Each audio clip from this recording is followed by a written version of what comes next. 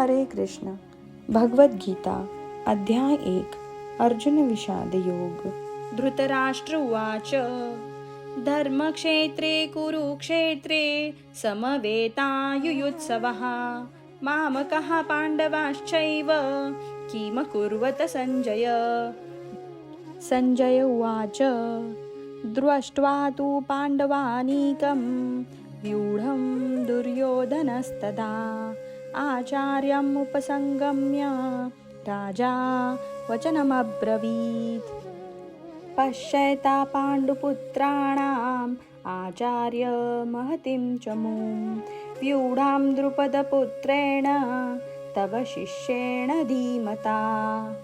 अत्र शूरा महेश्वासा भीमार्जुनसमायुधि युयुधानो विराटश्च द्रुपदश्च महारथः दृष्टकेतुश्चेकितानः काशीराजश्च वीर्यवान् पुरुजित्कुन्तिभोजश्च शैबश्च नरपुङ्गवः युधामनुषश्च विक्रान्त उत्तमौजाश्च वीर्यवान् सौभद्रो द्रौपदेयाश्च सर्व एव महारथः।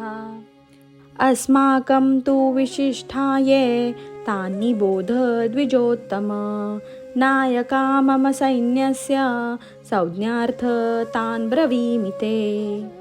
भवान् भीष्मश्च कर्णश्च कृपश्च समतिञ्जयः अश्वत्थामा विकर्णश्च सौमिदत्तस्थैव च अन्ये च बहवः शूरा मदर्ते त्यक्तजीवितः नानाशस्त्रप्रहरणाः सर्वे युद्धविशारदः।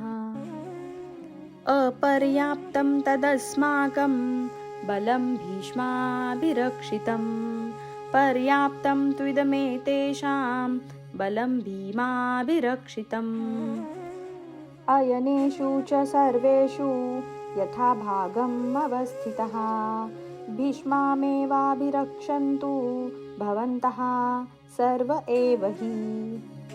तस्य सञ्जनयन हर्षं कुरु वृद्धः पितामहः सिंहनादं विनद्योच्चैः शङ्खदद्मो प्रतापवान्।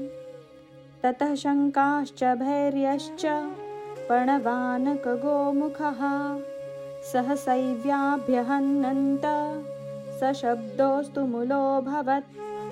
ततः श्वैतर्हरैर्युक्ते महति स्वन्दने स्थितौ माधवः पाण्डवश्चैव दिव्यौ शङ्खौ प्रदद्मतुः। पाञ्चजन्यं ऋषिकेशो देवदत्तं धनञ्जयः पौड्रं दद्मो महाशङ्खं भीमकर्मा वृकोदरः। अनन्तविजयं राजा कुन्तिपुत्रो युधिष्ठिरः नकुलः सहदेवश्च सुघोषमणिपुष्पकौ काशश्च परमेश्वासः शिखण्डी च महारथः दृष्टद्युम्नो विराटश्च सात्यकिश्चात्पराजितः द्रुपदो द्रौपदेयाश्च सर्वशः पृथिवीपते सौभद्राश्च महाबाहु शङ्खान् दद्मु पृथक् पृथक्। सघोषोधार्तराष्ट्राणां हृदयानि व्यदारयत् नभश्च पृथिवीं चैव तुमुलोऽभ्यनुनादयन्। अथ व्यवस्थितान् दृष्ट्वा धार्तराष्ट्रान् कपिध्वजः प्रवृत्ते शस्त्रसम्पाते धनुरुद्यम्य पाण्डवः ऋषिकेशं तदा वाक्यम् इदमाह महीपते। अर्जुन उवाच सेनयोरुभयोर्मध्ये रथं स्थापयमेच्युत यावदेतान्निरीक्षेऽहं योद्धुकामानवस्थितान् कैमर्या सह योद्धव्यम् अस्मिन् रणसमुद्यमे। योत्समानानवेक्षेऽहं य एतेऽत्र समागतः धार्तराष्ट्रस्य दुर्बुद्धैर्युद्धे प्रियचिकीर्षवः।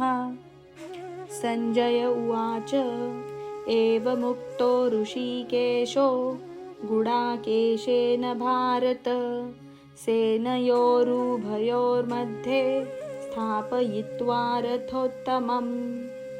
भीष्मद्रोणप्रमुखतः सर्वेषां च महीक्षिताम् उवाच पार्थ पश्चैतान् समावेतान् कुरूनिति। तत्रापश्य स्थितान् पार्थः पितॄनथ पितामहान् आचार्यान् मातुलान् भ्रातॄन् पुत्रान् पौत्रान् सखींस्तदा श्वशुरान् सुहृदश्चैव सेनयोरुभयोरपि। तान् समीक्ष्य स कौन्तेयः सर्वान् बन्धून् व्यवस्थितान् कृपया परायविष्ठो विषिदन्निदमब्रवीत्। अर्जुन उवाच दृष्टेवं स्वजनं कृष्ण युयुत्सुं समुपस्थितिं सीदन्ति मम गात्राणि मुखं च परिशुष्यति।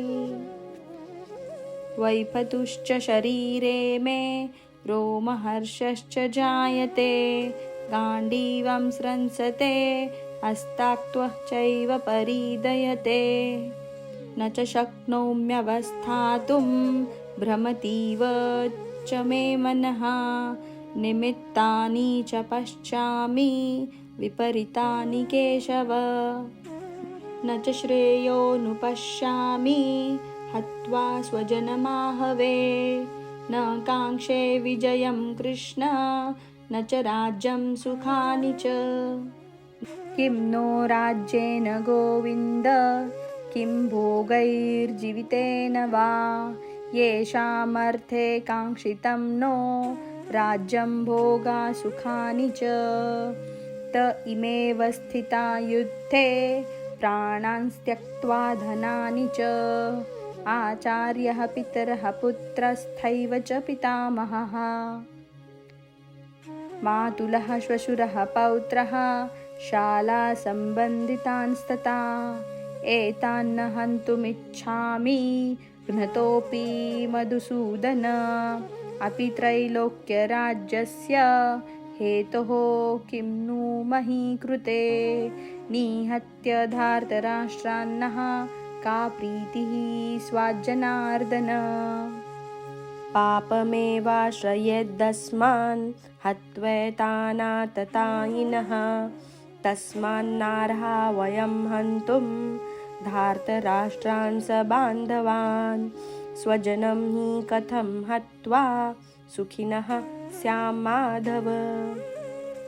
यद्यपेत्य न पश्यन्ति लोभोपहत चेतसः कुलक्षयकृतं दोषं मित्रद्रोहे च पातकम्। कथं न ज्ञेयमस्माभिः पापादस्मान्निवर्तितुं कुलक्षयकृतं दोषं प्रपश्यद्भिर्जनार्दन। कुलक्षये प्रणश्यन्ति कुलधर्मा सनातनः धर्मे नष्टे कुलं कृत्स्नं धर्मोऽभिभवत्युत। अधर्माभिवात् कृष्ण प्रदुष्यन्ति कुलस्त्रियः स्त्रीषु दुष्टासु वार्ष्णेय जायते वर्णसङ्करः। संकरो नरकायैव कुलघ्नानां कुलस्य च पतन्ति पितरो येषां लुप्तपिण्डोदकक्रियः। दोषैरेतैः कुलघ्नानां वर्णसङ्करकारकैः उत्साद्यन्ते जातिधर्मः कुलधर्माश्च शाश्वतः। उत्सन्नकुलधर्माणां मनुष्याणां जनार्दन नरके नियतं वासो भवतीत्यनुशुश्रुम। अहो बत महत्पापं कर्तुं व्यवसिता वयं, यद्राज्यसुखलोभेन हन्तुं स्वजनमुद्यतः। यदि माम प्रतीकारं शस्त्रं शस्त्रपाणयः, धार्तराष्ट्रारणे हन्त्युस्तन्मे क्षेमतरं भवेत्। सञ्जय उवाच एवमुक्त्वार्जुनः सङ्ख्ये रथोपस्थ उपाविशत, विसृज्य शशरं चापं शोकसंविघ्नमानसः। हरे कृष्ण।